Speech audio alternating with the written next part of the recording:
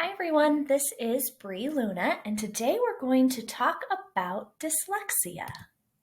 About your dyslexia pretest, and pause the video and take just a few minutes to check in with what you already know about dyslexia. Let's take a look at how 100 kids learn how to read or their progress in reading acquisition. So 5 of those 100 kids, or 5%, learn to read effortlessly. These are the 3 and 4-year-olds that just pick up reading, and their parents are often baffled. This is few and far between, but exciting. Then we have the 35% of kids that learn to read relatively easy with broad instruction. They head off to pre-K and kindergarten, and they come home reading.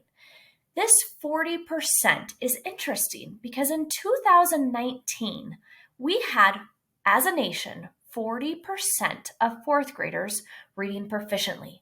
These are just the kids that are naturally good readers. Now let's talk about the rest of the kids.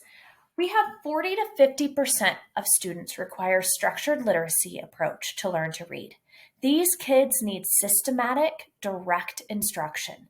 They need instruction in all 5 components, including the foundational skills of reading, phonological awareness, and phonics. And finally, we have the 10 to 15% that require structured literacy approach and many, many repetitions. These are often the kids that have some kind of reading disability, like dyslexia or a comprehension deficit. This was the Nancy Young's The Reading Ladder. Breaks it down for us. It was updated in 2017. And while it's fine to talk about numbers and percentages and stick figures, when we put faces and stories to those numbers, then it becomes real. We must do better. Let's take a look at a big picture about reading deficits. This is called the quadrant model, and this diagram was from the TILS test of integrated language and literacy skills. The x-axis, going from left to right, is about the sound word ability. This is phonological awareness and the ability to match sounds with letters. On the left side, it's poor, and as you move to the right side, it is improving and accurate. Then let's take a look at the y-axis. The y-axis is language comprehension. This is the sentence discourse ability. And it starts at the bottom where language comprehension is poor, and it goes to the top where we have the highest language comprehension. So now we can break this into quadrants. The top right quadrant is when a student has good reading and decoding and also accurate comprehension. That's what we want to see, and we want the majority of our students. On the top left side is dyslexia.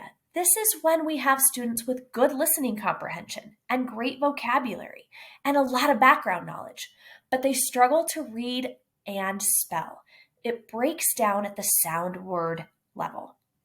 Then exactly opposite of that is the bottom right-hand quadrant. This is when kids are good readers and good spellers. They tend to be really great, and we often miss these kids because we assume that they're good readers just because their decoding is accurate and fluent. But when we ask them what they've read, that's where they fall down. So this is poor comprehension, and it's often poor comprehension with listening comprehension and oral comprehension as well. And then we have the bottom left quadrant. This is when we have low reading ability and also low language. It's called a double deficit, and these kids need a lot of support. Here's a simplified version of the same quadrant model. Most importantly, we need to think about this with the kids that we have sitting in our classroom. If you put each student's picture or name in these quadrants, where would they fall? And what support would you need to give them? Today, we're going to just talk about dyslexia. Take a look, read this quote.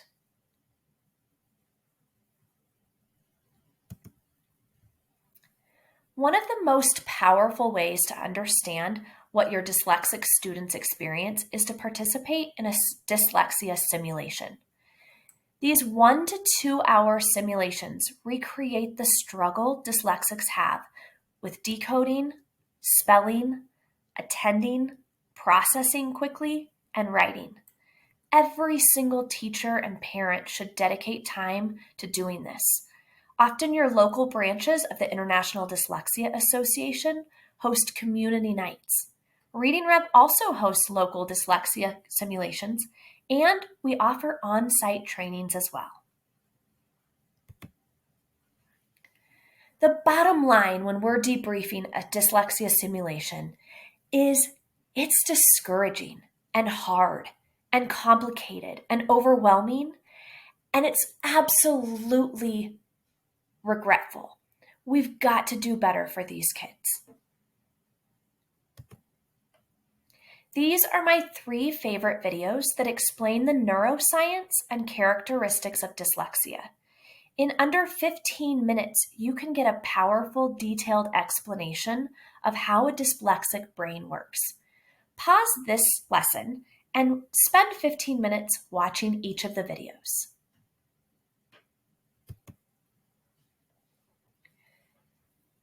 Introducing Dr. Sally Shaywitz. She is coined the Queen of Dyslexia. Couple quotes from her Overcoming Dyslexia book that's just phenomenal. In dyslexia, the major problem is not a knowledge gap, but an action gap. 10 million children in the United States have dyslexia. Every class has children who are struggling readers. Schools only report 0 to 3 or 4%. To be counted, you must first be identified. Dyslexia. Say the word. As a dyslexic, you can be very bright and yet read slowly. These are my key takeaways from Overcoming Dyslexia. We need to identify children at risk for dyslexia early, when reading intervention can be maximally effective and before they fall further and further behind. These universal screenings can be quick and inexpensive. Failure to screen for and address dyslexia with evidence-based instruction can be devastating to a child's academic experience, confidence, and mental health. We have the technology to understand the neuroscience of dyslexia. Dyslexic children will require instruction that is intense, more frequent, and continues over a sufficient amount of time. It is crucial to explain to children how their brains work differently. I have dyslexia. That means my brain works differently. I am super smart. I just have difficulty reading and spelling. How powerful would that be? It's imperative that parents and teachers recognize the signs and symptoms of dyslexia. The earlier, the better. Here are some common signs and symptoms. Number 1, struggling to retrieve common words quickly is 1. If a student has lots of fillers, lots of think time, and struggles to come up with common words, tune into that. Number 2, mispronouncing words, saying spaghetti instead of spaghetti or hingaber instead of hamburger, long after developmentally appropriate. Number 3, trouble learning letters and letter sound correspondence. We can pick up on this in pre-K and kindergarten. Number 4, slow, laborious reading. Long after their peers are reading fluently, dyslexics are still slowly and laboriously decoding. Number 5, quick reading fatigue. It's hard, and anything that is hard is difficult to sustain for a long time. Number 6, spelling. Spelling is often one of the most obvious indicators. Dyslexics struggle to internalize sound-letter correspondence and to utilize that in their spelling. Number 7, handwriting.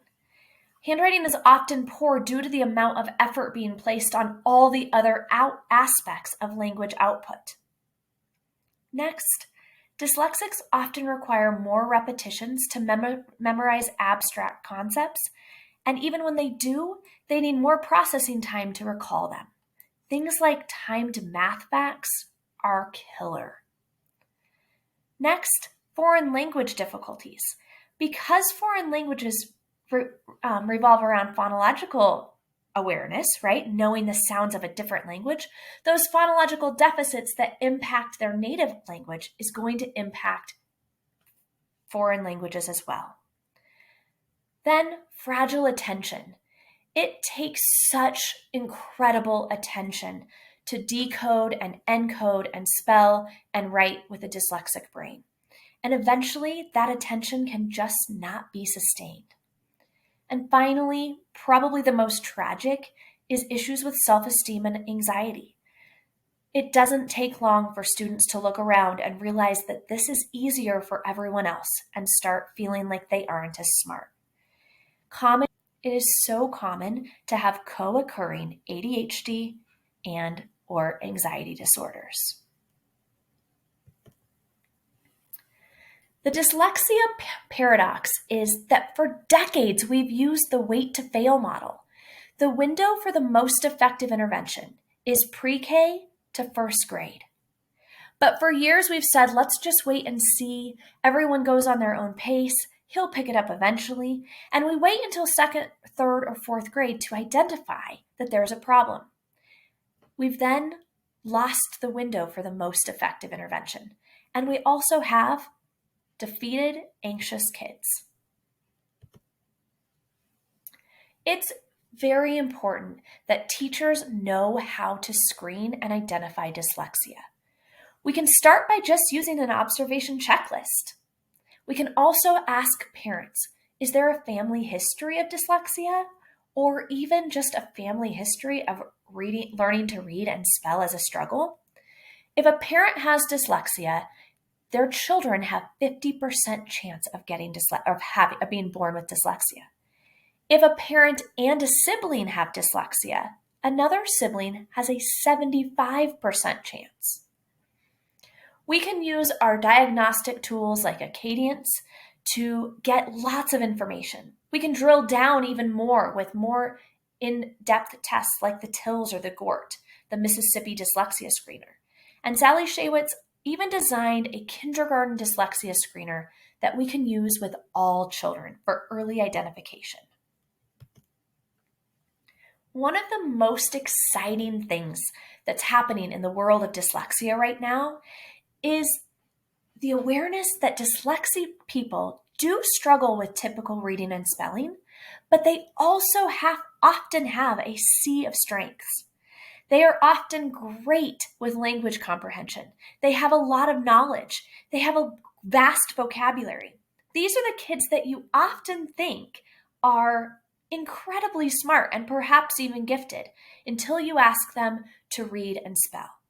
They often have great problem solving and critical thinking skills, reasoning, and concept formation. Made by Dyslexia is a nonprofit organization that's mission is to change our perception about dyslexic thinking.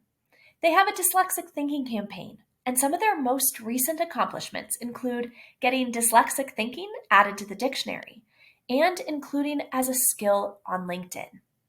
You can pause the video and watch a couple short, inspiring videos about the strengths dyslexics often have.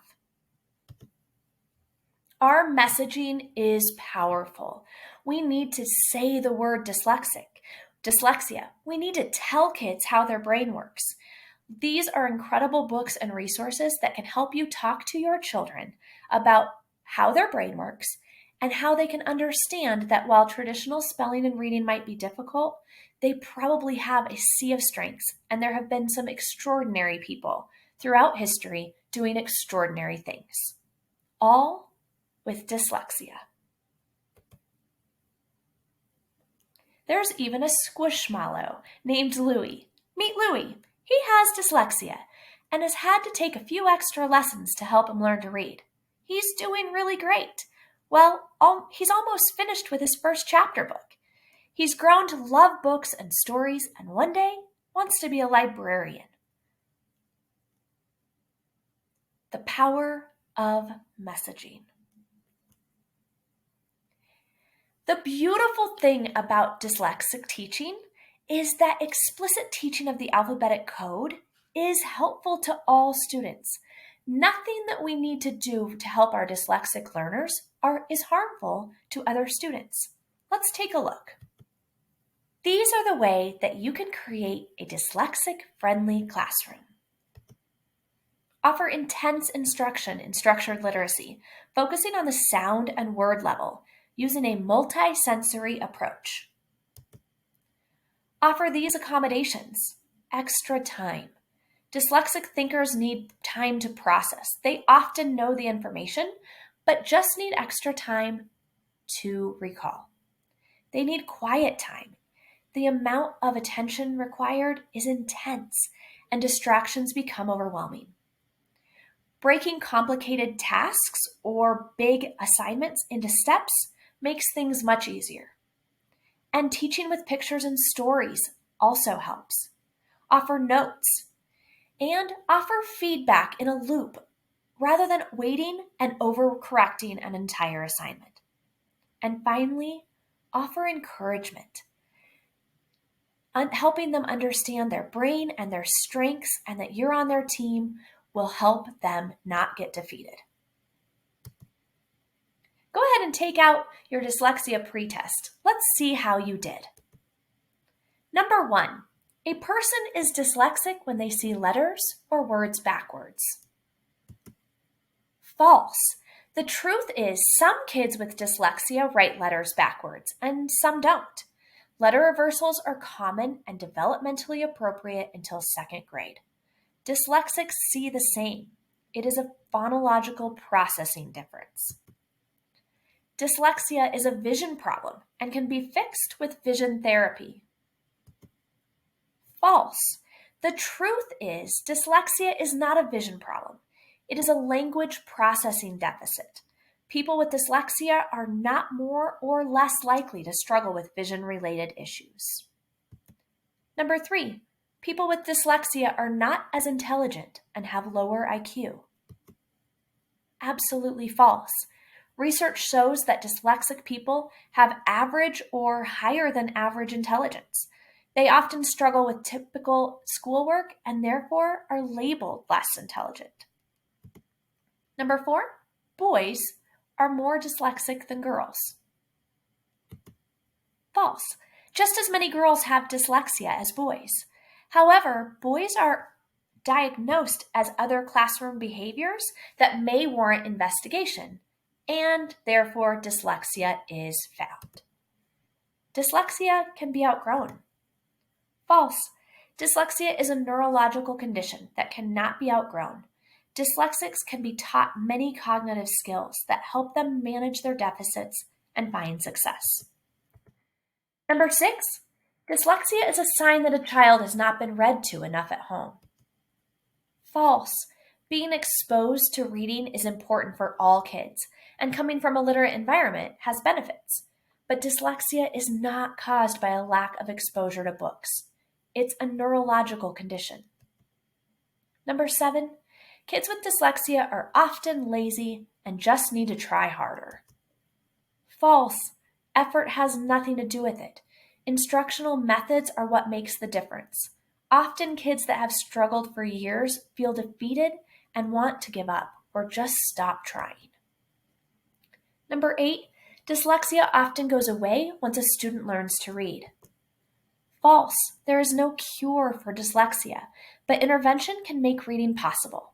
However, dyslexia is a lifelong learning difference that can affect more than just basic reading skills. Number 9, dyslexia is a reading disorder that just impacts those speaking and reading English. False.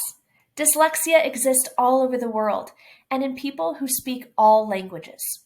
We often miss or underdiagnose second language learners. And finally, Little is known about how to help a student with dyslexia. False. A lot is known about the teaching practices that foster great success in dyslexic learners. Structured literacy and Orton-Gillingham approaches have proven lifelines for dyslexic people. Do the best you can until you know better. Then, when you know better, do better.